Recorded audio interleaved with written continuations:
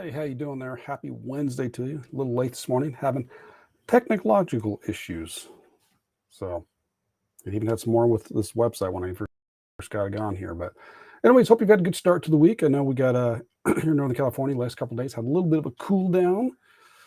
I think at least we're hovering around that century mark, and maybe I think we're actually going to be below it and heading back up this weekend. But hope you're doing good wherever you're at. So let's kind of get on today's topic. Can you really improve your memory and thinking with exercise?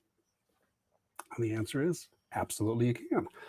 I think we can all agree that we can probably use some type of benefit to our mind to make sure we got our good analytical thinking or analytical thinking, analytical mind, creativity.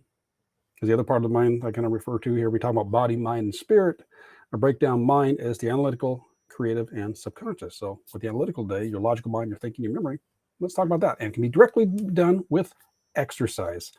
So exercise can boost your memory and thinking skills. And I got some notes in front of me here. So we're going to see me kind of looking down.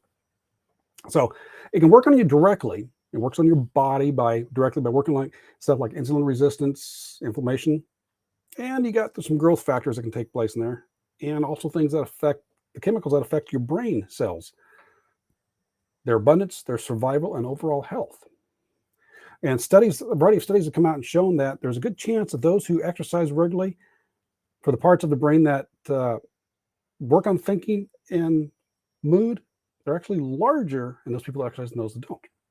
Now, it also works, exercise improves your memory and stuff indirectly by improving your mood and sleep and reducing some stress and anxiety.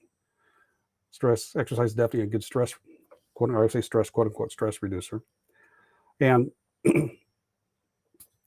of course, the areas of that day to stress, if you don't have your mood, you're not able to sleep, those in the turn are going to affect your cognitive abilities. You're not going to be able to think as well, and they're going to be impaired because of that. So if exercise helps those out, that's seen directly. And here's some documentation stories. Studies. Yeah, I'm doing good here this morning, huh? All right, study of 454 older adults. They had exams done yearly, and cognitive tests were done on them. So physical exams and cognitive tests were done for 20 years. They followed them around, and they were allowed to give their brains to the science when they were done. And they were able to track their movement and physical activity around the clock. Okay. Let me just take a moment here. So they had basically little accelerometers, I think is what they were, and they tracked their movement around the clock so they knew what they were doing. And those that moved more scored better on memory and thinking tests. And also the increase in physical activity was associated with a 31% lower risk of dementia. I know more recently they've come out with a study, I believe it was actually, now this was just moving in general.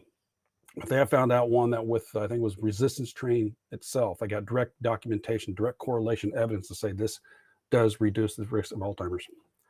Another study, 160 sedentary older adults, or older people with some mild cognitive impairment.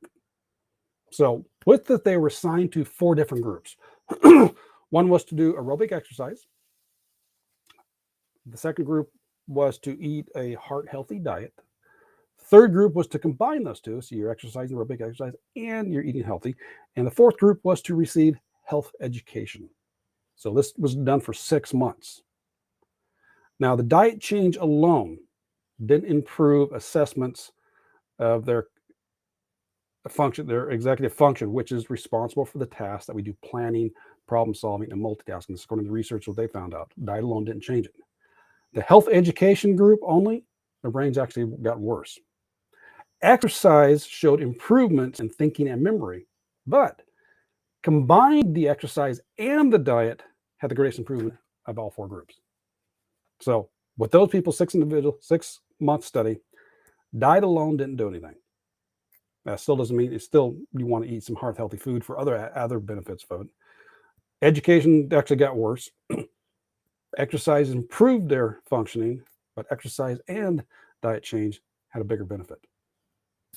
So that's just a couple of studies here, and yes, I'm kind of rambling today. I apologize for that. I think I need to. I haven't got my exercise in today, so my cognitive abilities might not be up there yet. But overall, I think you can understand, at least with some of the evidence we're talking about here, is that yes, by doing physical exercise, it actually does affect your brain. So you want to improve. One of the ways to improve your memory and thinking, start exercising your body. So therefore, you get the benefits of a healthier body, and you get the benefits of a healthier mind. Something simple for go through and do. That's what I got for you today. Just want you to realize there is a connection between physical exercise and improvements on your mind. So you want to work on your body, mind, and spirit. Combine all of them so they all interact with each other. If you want some help getting started, that in the description, you'll find a link to my Facebook group with some free trainings in there. And you can go from, and that's a great place to start. So you can figure out what do you want, where you want to go, and what you can do to get there. Thought process in there, especially if you look at health and wellness your way. So anyways, that's what I got for you. Have yourself a great rest of the week. I will catch you on Friday. So take care and balance.